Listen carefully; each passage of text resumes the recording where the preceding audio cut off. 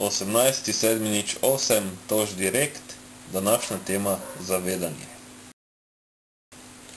Nezavedene osebe gojijo ustrezno konstruktivno zavest, na podlagi katere se tvori konstruktivno zavedanje.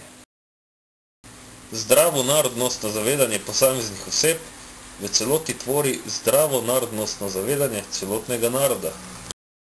V tem oziru si narod predstavljamo kot organizem in vsaka ženska ter vsak moški je posamezna celica celotnega organizma. Posamezni narodi tvorijo organe, skupek organov tvori organizem, ta organizem lahko pojmujemo kot zemeljsko populacijo in tukaj spoznamo, da brez posameznih narodov konstruktivno in zdravo človeštvo ne obstaja. Narod svojo zavedanje ohrani s tem, da neguje svojo zavest, da neguje stike, da neguje komune, da neguje povezave in da ustvarja konstruktivno politiko povezovanja. Obstoj posameznih narodov zagotavljajo le ustrezne narodne zavednosti ter narodnostna zavest, katera omogoča, da narod ostane homogen, homogenost posameznih narodov pa omogoča, da le-ti narodi gojijo ustrezne komunikacijske stike z ostalimi narodi.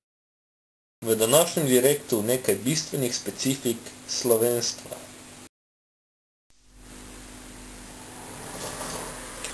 Bržinski spomeniki so najstarejši znani ohranjeni zapisi v slovenščini in najstarejši latinični zapis v kateremkoli slovanskem jeziku. Bržinske spomenike hrani Münchenska bavarska državna knjižnica. Knjižnico so zapisi zapustili dvakrat.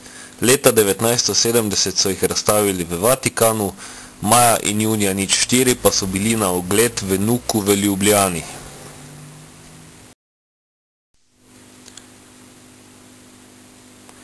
Drugi bistven element identifikacije slovenskega naroda je knežji kamen. Knežji kamen je izklesani kamen, del rimskega stebra, ki je prvotno verjetno stal na Krnskem gradu. Na njem so v srednjem veku umeščali karantanske kneze in pozneje koroške vojvode. Spomenik je do srede 19. stoletja stal blizu prvotnega mesta, potem pa je bil prenesen v koroški deželni muzej v Celovcu. Od tam so ga leta 2005 na pobudo deželnega glavarja Jurga Hajderja začasno prenesli v predverje palače koroške deželne vlade, pozneje pa v grbovno dvorano deželnega zbora. Knežji kamen je upodobljen na slovenskem evrskem kovancu za 2 centa.